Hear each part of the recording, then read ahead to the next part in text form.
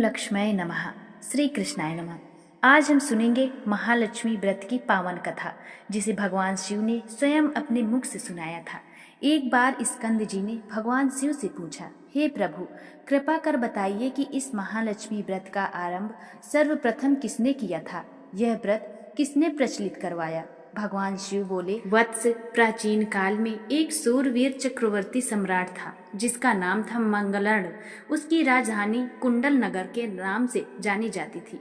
उसकी एक धर्मपत्नी थी, नाम था पद्मावती, जो सुशील, विनम्र एवं सद्गुणी थी।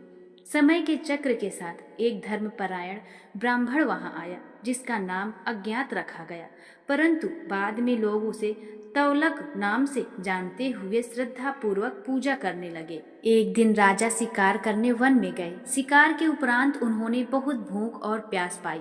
उन्होंने सेवकों को सभी दिशाओं में जल खोजने हेतु भेजा, किंतु जल कहीं नहीं मिला।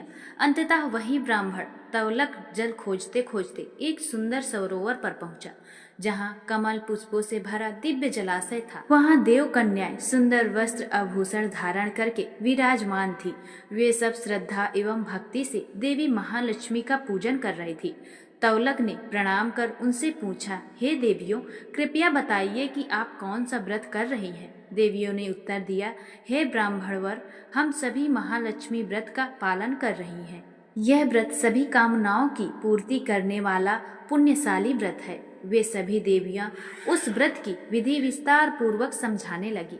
विधि जानकर तौलक ने तुरंत वह व्रत स्वीकार किया और पूजन कर महालक्ष्मी की अर्चना की। इसके बाद उन्होंने राजा के लिए जल लेकर तुरंत लौटे। जल पिलाने के बाद राजा ने देखा कि तौलक के हाथ में एक सूत्र डोरा बंधा हुआ है। उन्होंने पूछा, तुम्हारे हाथ में यह सूत्र कैसे आया? क्या तुमने व्रत किया है? तौलक ने संपूर्ण घटना राजा को सुनाई। उस व्रत की महिमा सुनकर राजा ने भी व्रत धारण किया। राजा, तौलक एवं सेवक मिलकर नगर लौटे। राजमहल में लौटकर राजा अपनी पत्नी पद्मावती के साथ रहने लगे, परंतु रानी क्रोधित स्वभाव की थी। राजा के हाथ में बंधे उस सूत्र पर उसकी दृष्टि पड़ी। क्रोध से वह पूछने लगी, किस स्त्री ने यह डोरा बांधा है? कौन है उसने तुम्हें ठगा है?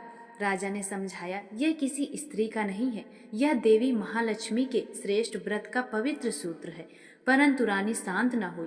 उसने विद्रोह करके उस सूत्र को तोड़कर अग्नि में फेंक दिया। उसकी इस धृष्टता से राजा अत्यंत व्यथित हुए और बोले, तूने अपने अपराध से घोर पाप किया है, इसलिए मैं तेरा त्याग करता हूँ। और वन में लेकर रानी को छोड़ दिया गया। रानी वन में भटकने लगी। अंत में उसने एक सुंदर आश्रम देखा, जो शांतिपूर्ण वन जीवों से घिरा था। वहां उसने ऋषि वशिष्ठ को देखा। अपने दुख के कारण वह उनके चरणों में गिर पड़ी और करुणामय से विलाप करने लगी। ऋषि वशिष्ठ ने योग से उसकी स्तुति की और ज्ञात हुआ कि यह दुर्दशा देवी महालक्ष्मी का अनादर करने के कारण हुआ है। उन्होंने कहा, अब तू वही व्रत कर, सभी दोष दूर होंगे तभी। ऋषि ने रानी से महालक्ष्मी व्रत करवाया। विधि पूर्वक व्रत करने पर रानी का चित्त शुद्ध हुआ, रूप एवं तेज लौट आया। उधर राजा फिर उसी वन में शिकार करते हुए उन्होंने एक मृग पर तीर चलाया। मृग आहत होकर भागा और राजा उसका पीछा करते करते वशिष्ठ आश्रम तक पहुँचे। वहाँ उनकी दृष्टि एक अत्यंत सुशोभित स्त्री पर पड़ी। राजा ने पूछा, हे सुंदरी, आप कौन हैं और इस वन में क्यों हैं? स्त्री ने उत्तर दिया, राजन, मैं आपकी पत्नी पद्मावती हूँ। आपने महालक्ष्मी व्रत के पवित्र सूत्र का अपमान करके मुझे वनवास दिया। यहाँ ऋषि वशिष्ठ ने मेरी सेवा की और मुझसे महालक्ष्मी व्रत करवाया। देवी की कृपा से मैं इस सुंदर रूप में पुनः आ रही हूँ। यह सुनकर राजा अत्यंत प्रसन्न हुए। उन्होंने ऋषि से आज्ञा लेकर पत्नी को पुनः स्वीकार किया। दोनों रथ में बैठकर नगर लौटे। नगर वासियों ने जय घोष के साथ उनका स्वागत किया। राजा रानी ने मिलकर महालक्ष्मी व्रत का पालन किया और समस्त प्रजा को भी प्रेरित किया। महालक्ष्मी व्रत के प्रभाव से उनके राज्य में समृद्धि का वास हुआ। ब्राह्मण तौलक को उन्होंने प्रधानमंत्री बनाया। देवी लक्ष्मी की कृपा से उनका राज्य समृद्धि एवं वैभव से भर गया। भगवान शिव ने कहा, हे स्कंद, जो भी पुरुष या स्त्री श्रद्धा, भक्ति व नियम से इस व्रत को करता है, उसे समस्त सिद्धियां प्राप्त होती हैं। देवता फिर उसके मनोरथ पूर्ण करने को तत्पर होते हैं।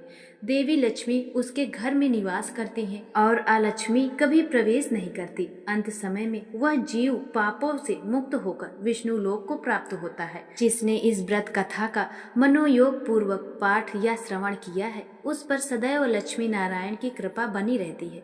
इस प्रकार यह पावन कथा माता महालक्ष्मी के चमत्कारों और उनके व्रत की महिमा का बोध कराती है। हमें आशा है कि यह व्रत कथा आपको बहुत महत्वपूर्ण लगी होगी।